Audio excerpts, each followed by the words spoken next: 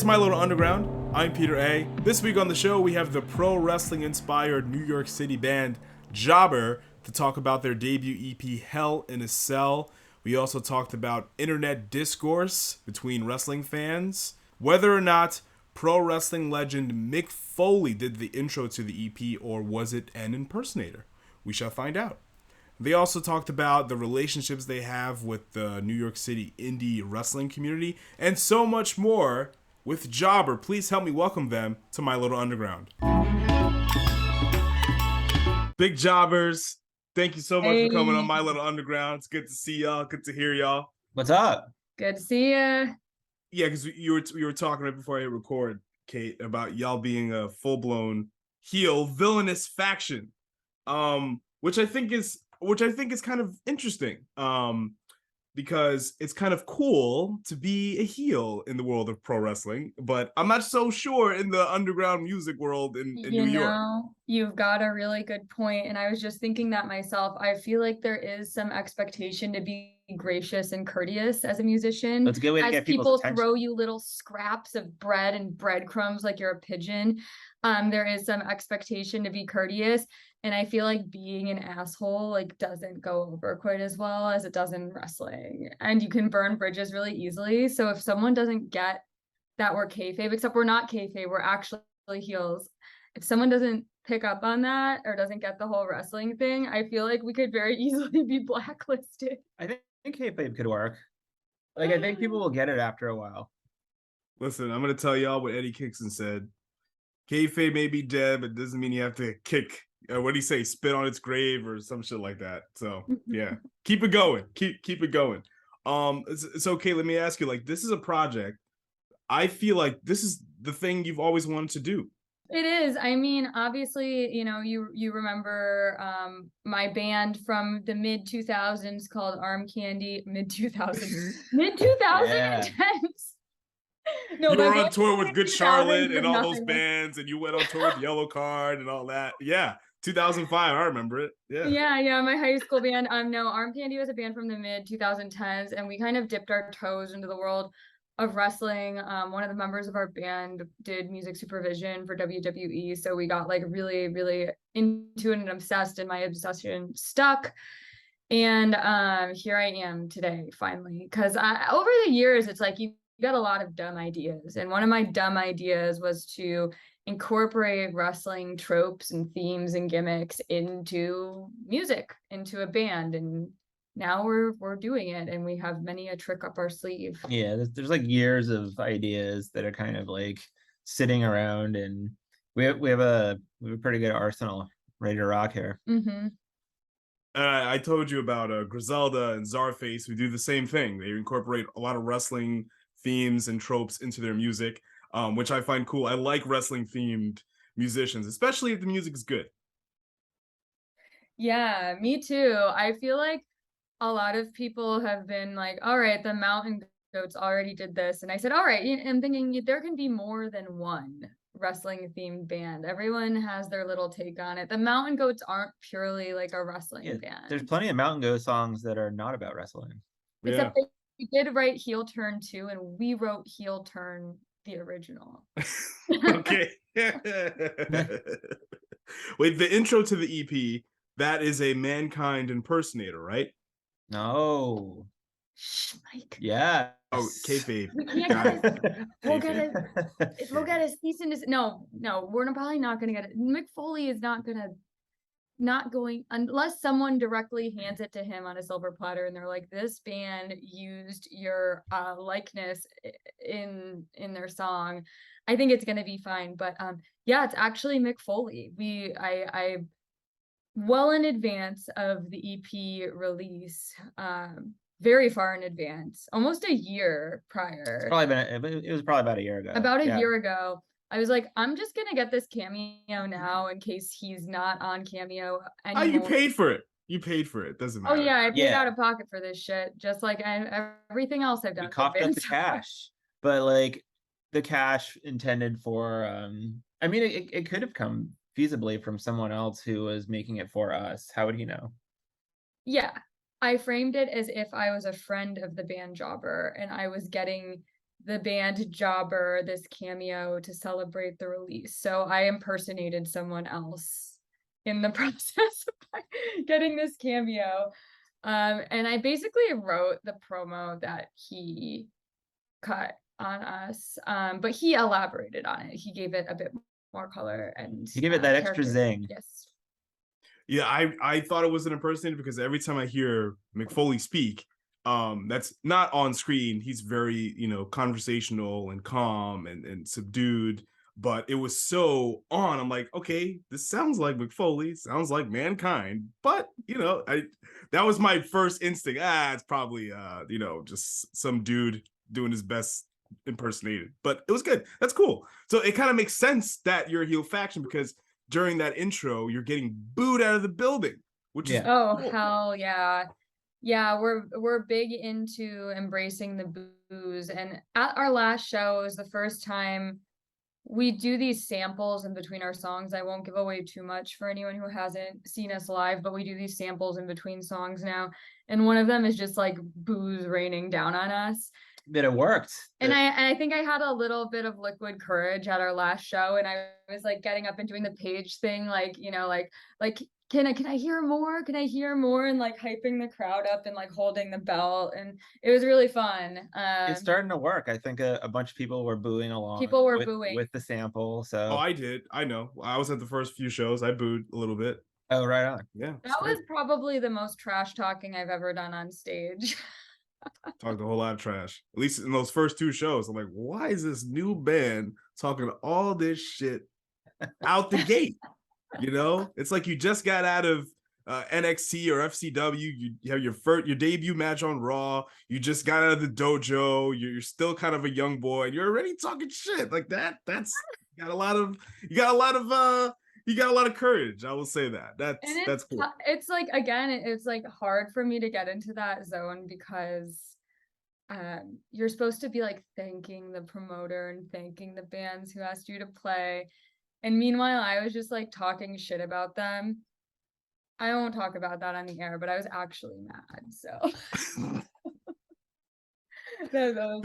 much like in a lot of real promos, you were using real life experience to fuel the emotions. We were breaking the fourth wall. Interesting. Yeah. Interesting. You should talk trash to a lot of like sound engineers or promoters or venues or whatever. They don't mix you right. Promoters and venues often deserve it, but the sound person, well, no, sometimes the sound person. I think so far we've worked with pretty nice people. Yeah, we have. We got lucky. Then you feel guilty because you're being mean to them.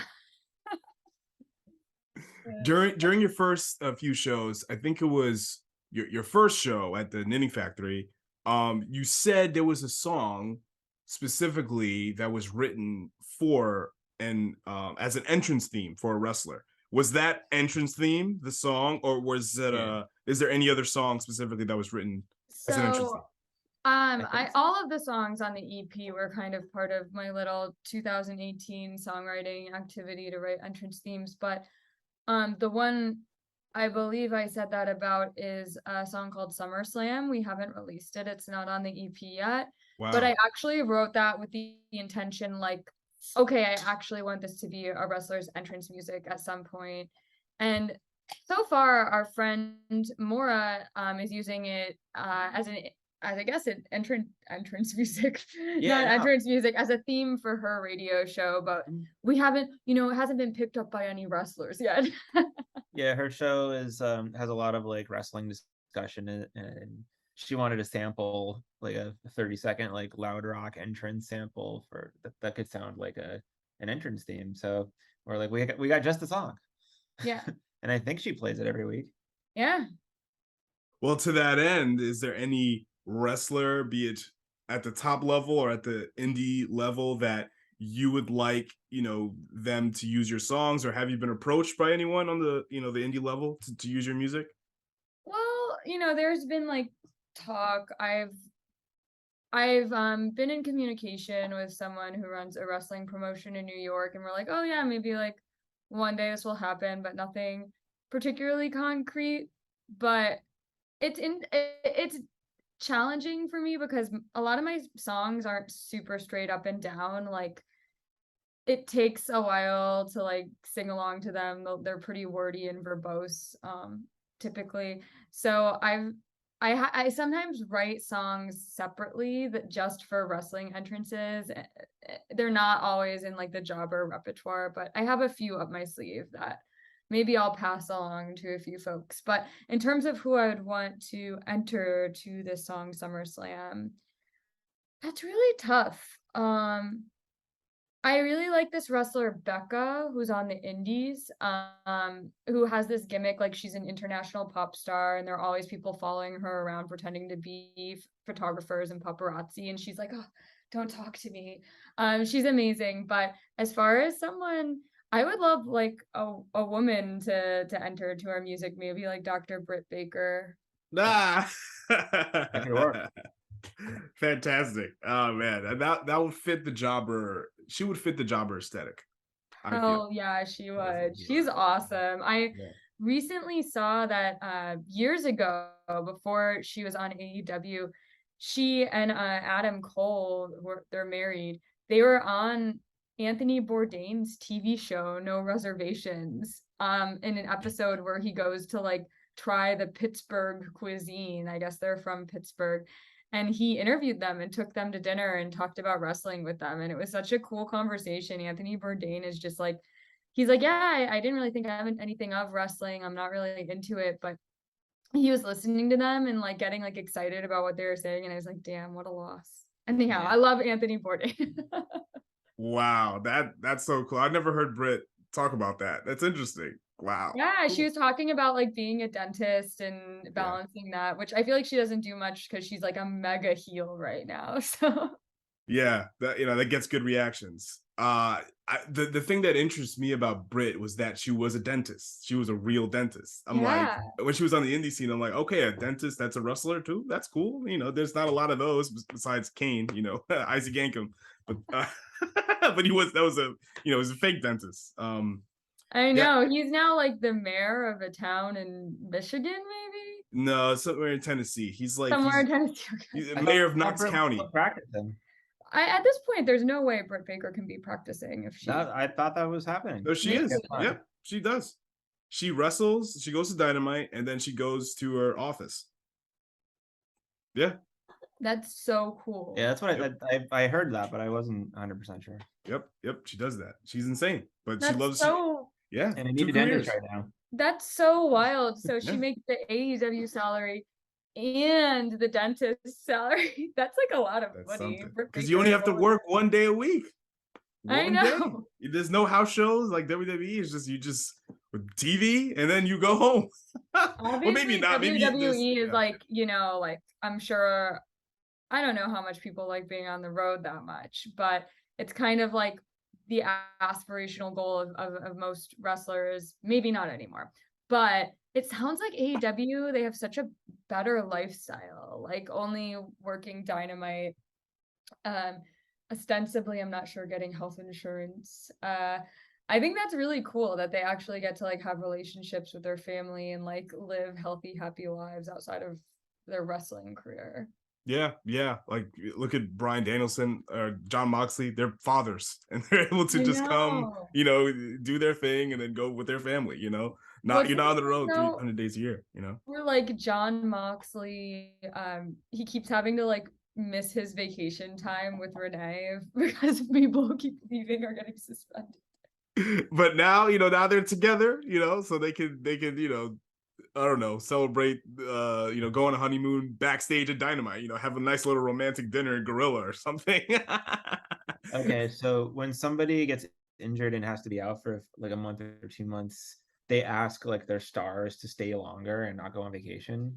I think the writers probably have to have like a few plan Bs in their plan B and plan C and plan D in their back pocket just in case, because I mean it is like a perilous profession for sure. Yeah, and Paul Heyman used to show up at ECW tapings, and he would whip out a napkin, and he would see who was backstage. Oh, that's Tommy Dreamer. Oh, that's Stevie Richards. Okay, and then just write down on a napkin. He's insane. He's it's kind of like it's constant improv with pro wrestling.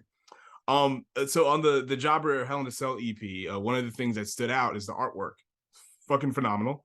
I love it. It's great. It would make a great t-shirt. I don't know what the Hey. Jobber merch looks like, but I see that album artwork anywhere. I want that. So Sophie Vasquez. Yeah. She took the photo that's on the cover. Yeah, so Yeah. she interesting backstory there. So Mhm. I used to be the touring guitarist in a band called Potty Mouth, and we Yeah. were playing a show at Irving Plaza, opening for Bayside in 2017. Wow. Mike was there too. And Sophie came to take our pictures, and we actually have a picture from a photo booth from 2017 together with like everyone in Potty Mouth, and for some reason like all of Avlov is there too, and you're Yeah. I um think we were just hanging out. but a legendary photo with Sophie in it. And then over time, I followed Sophie on social media, and we would like chat on social media once in a while. And then I saw that she was getting really into wrestling photography and photographing indies. And she took this really iconic photo of John Moxley that was like going viral. It was either right before, no, it was right after he debuted on AEW. So it was like Wow. big news. And I got really excited. And she was the first person I thought of when we were considering album art. I was like, all right, we got to talk to Sophie and see if she'll take a photo for this, or if she wants to use one of her existing photos. So we ended up going with that one. And then Emma Hendry, who's an artist, used to play in a really awesome hardcore band called Crime Watch. And recently, are you a Turnstile fan? No. Okay, well, Turnstile came out with these limited edition like stuffed animals for their like tour. It's like part of their tour merch. She like designed those, and I don't know. Emma is just an amazing artist. So she did our logo, and Sophie did the photo. So we kind of had like two artists working on our cover, but we really wanted someone who was connected to wrestling to be part of it and capture that energy. So it's important. And we do have a shirt with the cover on it as of Friday. We sure Oh do. yes. Oh yes. Yep, that's mine. Save one for me. Save a medium for me. I'm buying it. I will save It's one for you. it's so cool. And because like you'll walk down the street wearing that shirt, and then people be like, yo, that's wrestling, that's a wrestling thing. And you'll get into a conversation about wrestling, but then you would say, oh, this is a band. And they're like, what? It's a band? And then you know what I mean? So it'll be like two things happening. That's what I feel would happen to me. Somebody would, yeah. Wrestling brings people together too. It's like Oh, yeah. whenever I see someone wearing a wrestling shirt on the train, there was actually like this like kind of older guy who was, this is gonna sound disrespectful, but he was pretty decrepit looking on the train, and everyone was like kind of sitting away from him, and I saw he was wearing a CM Punk shirt, and I just sat down right across from him. This was like 2 days ago, and I was like, hey dude, like cool shirt. What do you think about what happened? And this like old guy on the train who like everyone was staying away from started talking to me Yeah. about. That thing switched, and you were like, oh, friend. Yeah, exactly. Immediately I see someone in a wrestling shirt and I'm like, oh, friend, okay, we're gonna have a conversation. Yeah, you're totally right. Because I left a few months back during the summer. I stepped outside of my apartment. I was in a Gobernale shirt, and a random woman stopped me. She was like, "Stop, hold on." That she was in her car too. It's like, dude, that shirt is amazing. Oh my I don't think she gosh. was a wrestling fan at all, but she just loved that shirt. And I was wearing my Monday Night Raw shirt, and some random dude was like, "Bro, that shirt, it's amazing." So you're right, Kate. Wrestling does bring people together. And I went to Full Gear last year in Minneapolis, and some random dude that was sitting next to me, he looked at me. He's like, "Dude, who do you want to win, Hangman or Kenny?" I was like, "Hangman." He gave me a pound. I'm like, you know what I mean? Don't know this guy from Tom, but it was cool. Wrestling does bring people Yeah. together. You're People right. at wrestling matches talk to each other, like even like the local indies. I went to a match at a wrestling school kind of recently, and Wow. then we went to one at a bar, and I feel like people just interact with each other. There's no like clicky or like, standing kind of silently. I feel like there's definitely this camaraderie, and I think it's because it's so participatory. A lot Yes. of music, it's like you're just consuming.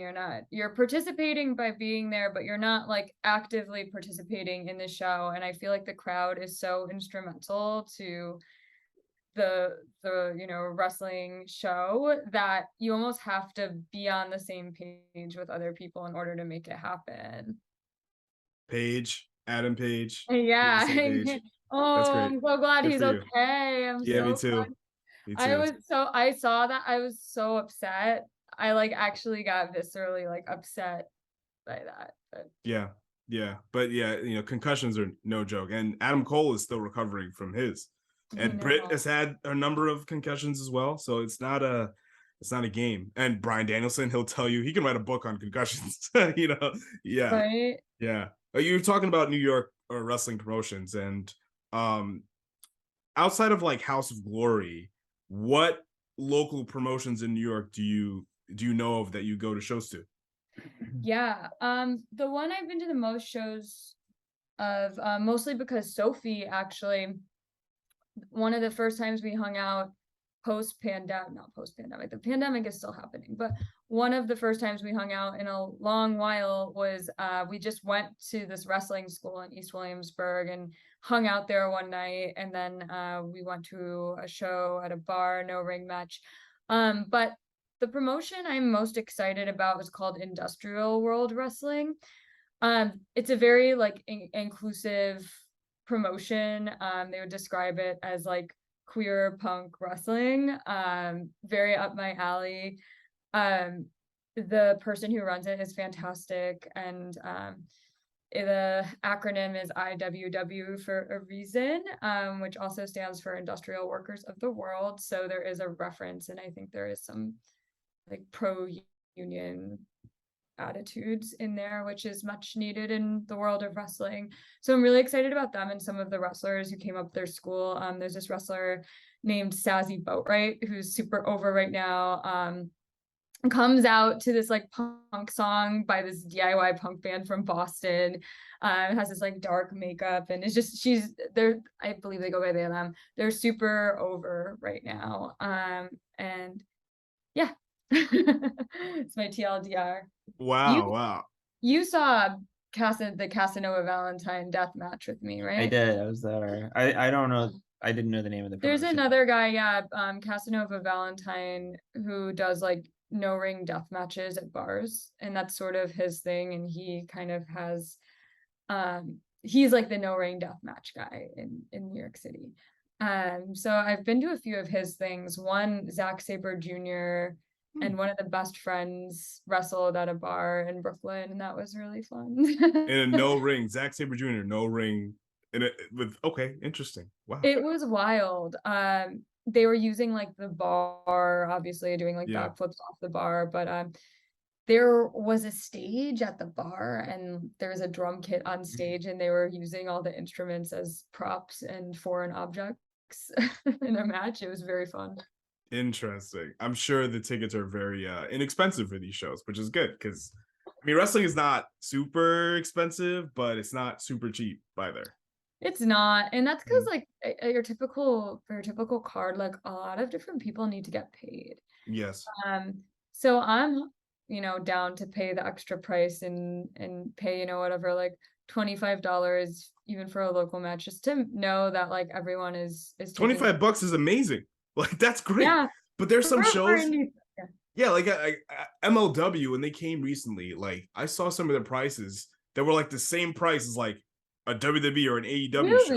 Yeah. And before COVID, their tickets were like WrestleMania weekend. Okay, it's a little bit more expensive. I paid like 30 some bucks, but like just a normal TV taping was like, oh my God, like why? What? You're not, I don't know. That's too much for me. It's like you can't be the same price as like the major televised, right? You know what I mean? I don't know. But you're right. I do think wrestlers need to get paid and all that stuff, but bro, like who do you want to come to these shows? You know what I'm saying? I know, it's kind of insane to think that a lot of local like music shows are still $12 to $15, and local wrestling shows are like what, like usually like around $20, $25 maybe.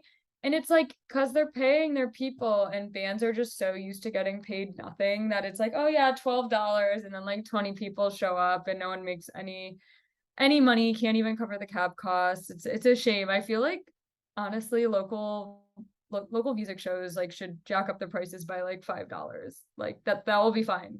People will be mad, but like not that bad. They'll get over it. Yeah. And we give you a little something extra with our show too. We have a lot of stuff. I mean, sometimes I'll buy, the shows that I go to mostly are the ones that cost $10 to $15, Same. But then again, financially, when you're going to shows, like you have to weigh in, okay, this show costs X amount of money and this show costs X amount of money. Which shows do I want to or do I not want to go to? And the higher the price of these shows go, the amount of shows that I have to pick from is going to shrink. But there are certain lyrics to the Jobber EP that I find very interesting because Sure. I know you said you had entrance themes in mind when writing these songs, but when I'm listening to it almost sounds like either a wrestling promo or like a wrestling storyline that's happening, that's in progress. Like Wow. quick to weigh in and take sides. To me, that kind of sounds A, like a promo, and B, like a commentary on the internet wrestling community. Because whenever something happens, there's someone on this side or someone on that side. You know what I mean? Well, you pretty much nailed it because it's about exactly that. There's a lot of double meanings in the lyrics, but that one I was definitely thinking about like internet discourse around certain hot topics, and how everyone is kind of expected to have an opinion. And there's a lot of conversation and a lot of discussions, but not a whole lot of action. I was thinking this specifically about like climate change, how, there will be these conferences and these panels and people taking like grand stands about it, and all this conversation online and debate. But when it comes to actual action, there's not a whole lot of organizing on the ground, and collective mass action, I would say. Yeah, and just being sick of like seeing people talk about things on Twitter when like nothing is changing in the real world. But that can definitely apply to like any sort of polarizing topic online. Yeah, like the pressure for like someone who's just happens to be a musician to like comment on every world event or every news story, which seems kind of unnecessary and doesn't really do anything. It's like, I don't know, like for example, like the Parkland shooting or something. Like, I'm just sad. I don't want to have to put out a statement. I'm a musician. I don't really feel like it's my place to like weigh in. I'd rather actually go out and do something at this point in my life. So yeah, I think I didn't even think about that, but that's totally true because whenever, like, let's say if a musician says something overtly problematic, then major companies that work with said individual has to say something. We condemn this action, but it's like you're not doing nothing to change it. And for musicians too, it's like it's not on you, because a lot of musicians I've talked to, they feel like, well, I need to say something, I need to do something, I need to, like, why do you have to do something? You know what I mean? Like, don't put that pressure on yourself. But then also within the music world, there's issues too. Like, if a musician is going to say something about something in society that's happening, but to me, if I look at the shows that you're playing and every one of them motherfuckers is white, or the white males are all, you know what I mean? It's like, that's a problem too that you're not talking about. So you want to be quick to talk about societal issues, but like there's a lot of problems within your world that need addressing as well. And you know what? There's plenty that musicians are like experts on, like labor issues in music is a perfect example. You can definitely speak on that. Yeah. Racism, gender inequity, these are things that like a lot of musicians have experienced firsthand. And I am fully supportive of like musicians discussing those things online, because a lot of it has led to like actual organizing, like formation of unions and whatnot. But when musicians are just commenting, versus like the war in Ukraine, versus like musicians commenting and taking a stance on the war in Ukraine, right. Yeah. things like that. I don't know. I guess there is a certain scale when you are like a celebrity and like you're an influential figure. Say you're like, I don't know, I'm trying to think of someone like Dua Lipa and you're taking a stand for something. There is the power of influence that can actually like change the way people think and impact people to think differently. But ultimately, it's like a lot of time it's just celebrities like with a bunch of platitudes, like pulling them out of their ass. Yeah, like the famous Instagram black square from a few years Oh, ago. What happened with that? Perfect example. There was a lot of change in the music industry that after people put up the black square on Instagram. I know that is maybe the perfect example I could think of. Yeah. Absolutely perfect. But yeah, I think you have something with entrance theme. That's the first thing I thought about was the division within, because you know how American politics are so divided, but wrestling fans are Oh, even more so divided. I don't know about you two, but I honestly feel like I don't have anything in common with wrestling fans. You know what I mean? Because I am the type of wrestling fan. I like to enjoy it. I like to watch it. Not all current wrestling is bad. I don't think so. But then there's people that say, well, today's thing sucks. So you're divided there. Then there's people that, oh, you watch WWE or you watch AEW or you watch Impact or you watch New Japan or you watch Pro Wrestling Noah. You're one of those people. It's like, I have nothing in common with that kind of thinking, yeah, that's so fascinating to me because I've always just been like, I'm more interested in taking like a critical view of like the way the companies actually operate behind the scenes than like the way they construct their storylines and like the wrestling gimmicks and the roster, because I like love the entertainment value across promotions. Like I don't watch much WWE these days, but when I do, I often enjoy myself. I enjoy AEW, I enjoy New Japan Pro Wrestling. I'm definitely aware I'm like WWE, like it's like a horrible company and probably horrible to work for. But I don't know, I still like enjoy a broad spectrum of wrestling from like local indies to the WWE, AEWs of the world. Yeah. I don't Yeah. really care where it comes from. I'm Yeah. basically open to everything. As Yes. as a more, as a newer fan, I guess, from the last 5 or 6 years. Yeah. I'm just taking it all in as it comes to me. I mean, I went to Raw recently. I went to AEW recently, and I had a good time at both.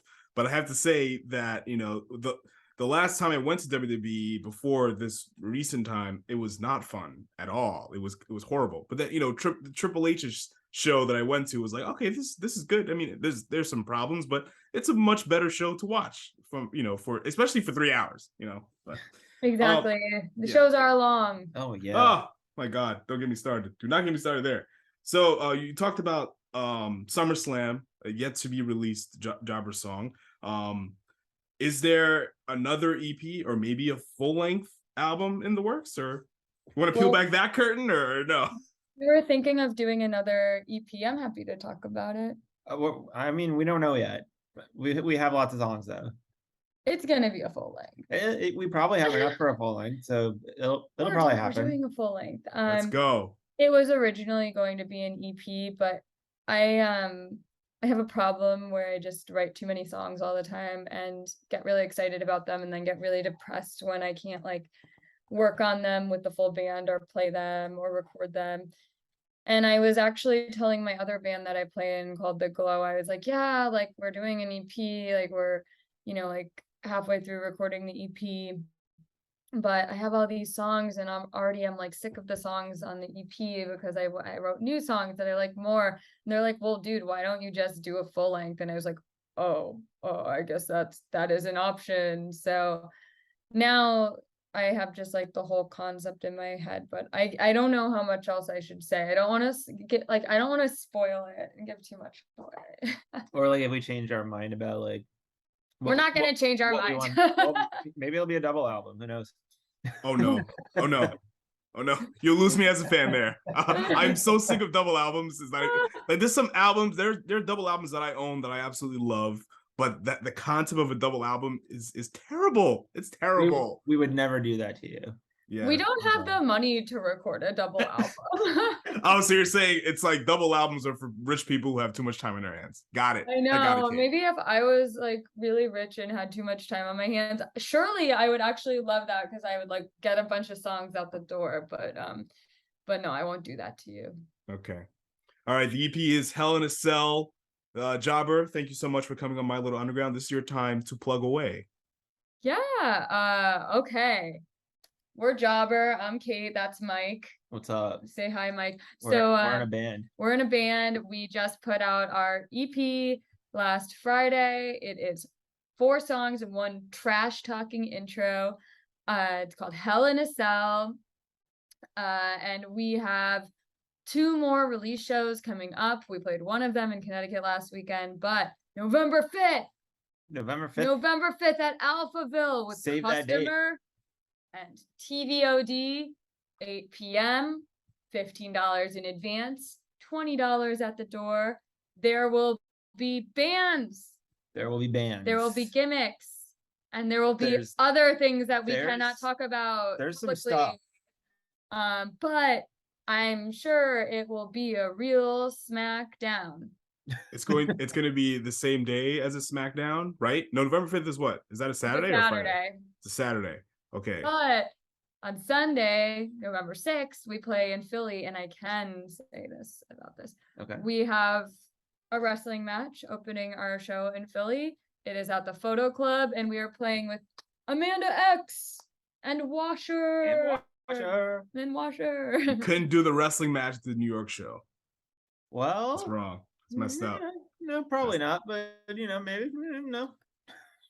All right, I guess we got to see. Because I haven't been to Alphaville since before COVID. 2019 was the last time I was. Yeah, it's just reopening now. It's That's exciting. what's up. Well, My have you been? response to that is a shrug. Yeah. Okay. All right. Is there? They still have food, right? Because their food was popping last time around. Oh, I don't know, but I do remember getting the veggie burger and really liking it. Yeah. I got a burger last time too. It was great. Their fries were great, but they really filled me up. But the fries were it. good. I remember the fries. Yup. Yeah, Alphaville's popping. Jobber, thank you so much for chatting with me. Lay the smackdown on the New York, Brooklyn scene. Please do that. Woo, The thanks New for York, Brooklyn having scene. us. New York music scene. Lay the smackdown on the New York music scene. That's what I meant. Thanks, Jobbers. All right. Right Thank on. you so much.